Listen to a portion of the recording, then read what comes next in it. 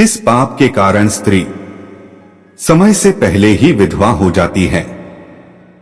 नमस्कार दोस्तों, भगवान विष्णु और मां लक्ष्मी क्षीर सागर में शेषनाग की शैया पर बैठे हुए थे। तब माता लक्ष्मी के मन में जिज्ञासा हुई और उन्होंने भगवान श्री विष्णु से प्रश्न किया, हे प्रभु, किस कारण से एक स्त्री समय से पहले विधवा होती है? ऐसा वह कौन सा पाप है जो एक पतिव्रता नारी को भी विधवा बना डालता है?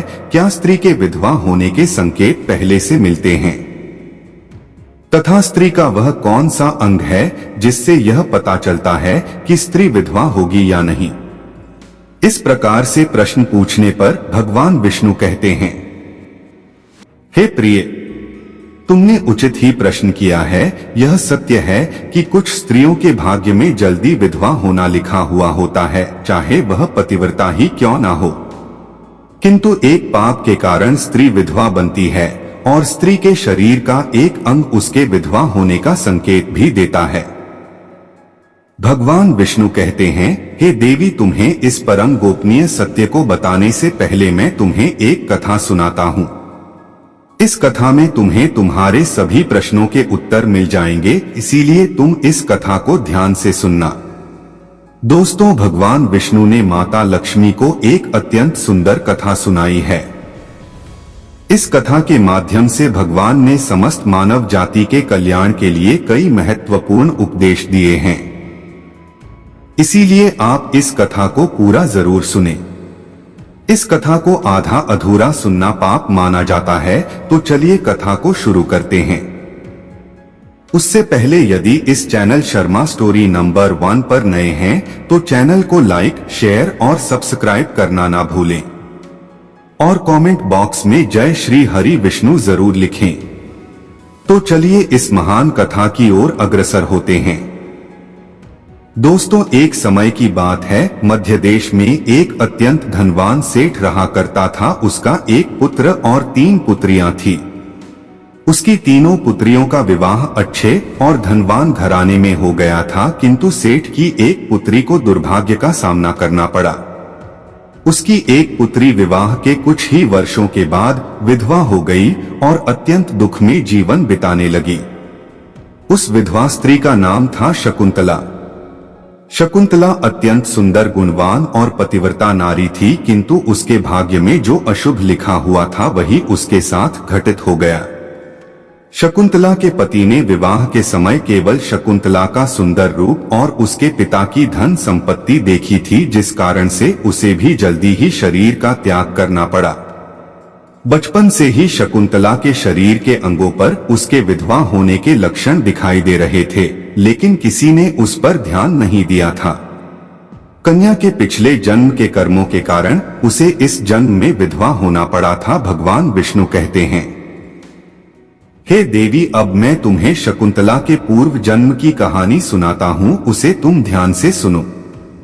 शकुंतला का पिछले जन्म में एक ब्राह्मण के घर पर जन्म हुआ था। उसका नाम था मायावती। वह ब्राह्मण राजा को अत्यंत प्रिय था, जिस कारण से ब्राह्मण का घर धन धान्य से भरा हुआ था। उसके पास बहुत सारी धन संपत्ति थी, जिससे ब्राह्मण बहुत ही उन्मत्त और गर्विष्ठ बन गया था। वह ब्राह्मण अपनी पुत्री मायावती से बहुत प्रेम करता था, क्योंकि वह उसकी एकलौती पुत्री थी। मायावती बहुत ही सुंदर थी और पिता के लाड़ प्यार से वह भी बिगड़ चुकी थी। उसके पिता उसकी हर इच्छा को पूर्ण करते थे, उसे कभी किसी चीज की कमी नहीं पड़ने दी। मायावती ने अपने जीवन में कभी दुख नहीं देखा था और उसे अपनी सुंदरता पर भी अत्यधिक घमंड था। फिर जब मायावती जवान हुई तो उसके पिता ने उसका विवाह करने का सोचा, लेकिन उसकी एक शर्त थी कि जो भी मायावती से विवाह करेगा वह उसके साथ उसके पिता के घर में रहेगा, अर्थात घर जमाई बनकर रहेगा। ब्राह्मण ने अपने सभी रिश्तेदारों को यह बात बता दी और चारों तरफ यह बात फैल गई। कई विद्वान और ज्ञानी पंडित मायावती के घर पर उसे देखने के लिए आ गए, लेकिन मायावती ने किसी को भी पसंद नहीं किया।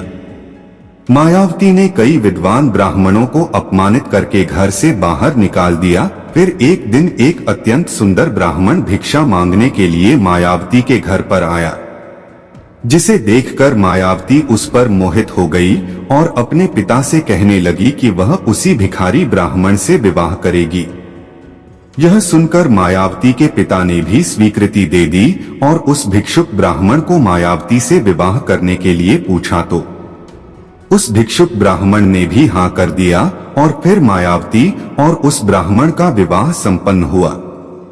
मायावती विवाह के समय बहुत प्रसन्न थी। उसे उसका मनपसंद जोड़ीदार मिल चुका था। विवाह के बाद कुछ दिनों तक मायावती अपने पति के साथ बड़े प्रेम से रहने लगी और उसकी सेवा करने लगी, लेकिन कुछ ही दिन बीतने के बाद मायावती ने अपना असली रंग दिखाना शुरू कर दिया। मायावती अपने पति को नौकर की तरह समझने लगी। उसकी आज्ञा का पालन करने की जगह पर उसे ही आज्ञा देने लगी। मायावती अपने पति को भी उसके नाम से बुलाने लगी। खुद अपने पति के पैर दबाना छोड़कर अपने पति से ही खुद के पैर दबावाने लगी। मायावती स्वेच्छाचारी थी। वह पति को बिना बताए ही घर से बाहर चली जाती। कभी पति की कोई बात नहीं मानती थी। पति से पहले ही भोजन करती थी। किसी भी धार्मिक कार्य में पति के साथ नहीं बैठती थी और अकेले ही मौज करती थी। अपनी पत्नी के ऐसे व्यवहार को देखकर मायावती का पति बहुत दुखी रहने लगा। उसने मायावती को बहुत समझाने की कोशिश की, लेकिन वह कभी नहीं मानी। मायावती अपनी ही मनमानी करती रहती थी। मायावती की माता ने भी उसे समझाने का प्रयास किया कि स्त्री को अपने पति के साथ ऐसा व्यवहार नहीं करना चाहिए, लेकिन मायावती अपनी माँ की बात कभी नहीं मानती थी और वह जानबूझकर अपने पति को अपमानित करती रहती थी। दिन रात पति की बुराई करना, उसे अपशब्द कहना, उसे नाम लेकर बुलाना आदि प्रकार के निंद कार्य वह रोज करती थी। मायावती का पति भी उससे बहुत परेशान हो गया था। फिर एक दिन उसने बहुत विचार किया और मायावती को छोड़कर जाने का निश्चय किया। मायावती का पति बिना किसी को बताए ही अपने घर को छोड़कर चला गया। उसने मायावती का त्याग कर दिया और वन में जाकर तपस्या करने लगा, क्योंकि शास्त्र यही कहते हैं कि बुद्धिमान मनुष्य को दुष्ट और स्वेच्छाचारिणी पत्नी का त्याग कर देना चाहिए, अन्यथा वह भी उसके पाप का भागीदार बनता है। मायावती का पति वन में जाकर तपस्या करने लगा। मायावती ने भी अपने पति को खोजने की कोशिश नहीं की और बड़े मौज से अपने ही घर में रहने लगी। मायावती की माता ने उसे बहुत समझाया कि वह अपने पति से विनती करके उसे वापस घर पर लेकर आए, लेकिन मायावती कहती जाने दो माँ, वैसे भी मेरा भिखमंगा पति किसी काम का नहीं है। उससे विवाह करके मैंने उस पर उपकार ही किया था, लेकिन वह मूर्ख मुझे ही छोड़कर चला गया है। ऐसे मूर्ख पति के साथ रहने से अच्छा है मैं अकेली ही रह लूं। मैं इतनी सुंदर हूं कि कोई भी पुरुष मुझसे विवाह कर लेगा। मायावती की ऐसी बातें सुनकर उसकी माँ भी दुखी रहने लगी। उधर मायावती का पति ध्यान मग्न होकर तपस्या करने लगा और सांसारिक बंधनों से मुक्त होकर ईश्वर की भक्ति में लगा रहा। फिर कुछ दिनों बाद मायावती के पिता के साथ अशुभ घटना घटी। उसे राजमहल में चोरी करते हुए सिपाही ने पकड़ लिया और राजा को इसकी खबर दी। राजा उस पर बहुत क्रोधित हुए और उसका सारा धन संपत्ति छीनकर उसे कारागृह में डाल दिया। सब कुछ छीन जाने के कारण मायावती बहुत गरीब हो गई। उसकी माँ और मायावती अब दूसरों के घर पर काम करने के लिए जाने लगे। मायावती के पिता तो कारागृह में बंद थे, तो उसे और उसकी माँ को सारा काम करना पड़ रहा था। तब मायावती को अकेलापन सताने लगा। घर में कोई पुरुष नहीं था, इसीलिए उनकी रक्षा के लिए भी कोई नहीं था। अब मायावती को अपने पति की याद आने लगी, लेकिन मायावती का पति तो वन में सन्यासी बनकर बैठा था। फिर मायावती अपने पति को ढूंढने के लिए वन में चली गई, लेकिन उसे उसका पति कहीं पर भी नहीं मिला। वह वन में हर तरफ घूमने लगी, लेकिन उसे उसका पति नहीं मिला। फिर वह एक जगह पर विश्राम करने बैठी तो अचानक उस स्थान पर एक शेर आ गया और उसने मायावती पर हमला कर दिया और उसी क्षण मायावती के प्राण चले गए। मृत्यु के बाद 2 यमदूत मायावती को घसीटते हुए यमलोक ले गए। यमलोक में जब मायावती यमराज के सामने जा पहुंचे तो यमराज ने उसके पाप और पुण्य का मूल्यांकन किया। यमराज कहने लगे, यह तो अत्यंत पापी स्त्री है, इसने कभी अपने पति का सम्मान नहीं किया, इसने बार बार केवल अपने पति का अपमान ही किया है। यह उसका नाम लेकर बुलाती थी और अपने पति के साथ नौकर की तरह व्यवहार करती थी, ऐसी दुष्ट स्त्री को तो नरक में भेजना चाहिए। फिर मायावती नरक में चली गई। अनेक वर्षों तक नरक में सजा भुगतने के बाद मायावती को अपने पूर्व जन्म के कर्मों का प्रायश्चित करने के लिए फिर से मनुष्य जन्म प्राप्त हुआ। जो पाप मायावती ने किए थे, उसी पाप के कारण मायावती के शरीर पर विधवा होने के लक्षण प्रकट हुए थे। भगवान विष्णु कहते हैं, हे देवी, अब मैं तुम्हें उन चिन्हों के बारे में बताता हूँ। जिस स्त्री के अंग पर ऐसे चिन्ह प्रकट होते हैं, वह स्त्री समय से पहले विधवा होती है। भगवान विष्णु कहते हैं, हे देवी, मध्यमाया तु दीर्घाया भार्या हानिर्विनिर्दिशेत अनामिकाहर स्वाग्भिवेद्यस्य तत्वेद्यापरदार्गण विधवा विपुलेन स्यात् संपार्णी शुभा नारी पृथुपारी सुदुर्भगा। इस श्लोक में भगवान विष्णु ने विधवा स्त्री के लक्षण बताए हैं।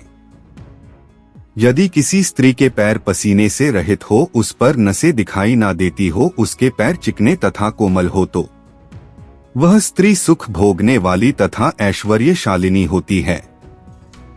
यदि स्त्री के पैर का अंगूठा लंबा हो तो वह स्त्री पतिव्रता एवं ऐश्वर्यशालिनी होती है। यदि स्त्री के पैर के अंगूठे पर नसें दिखाई देती हो तो वह दुर्भाग्य से युक्त व्यभिचारिणी होती है। बहुत छोटे अंगूठे वाली स्त्री क्लेश करने वाली और दुख भोगने वाली होती है।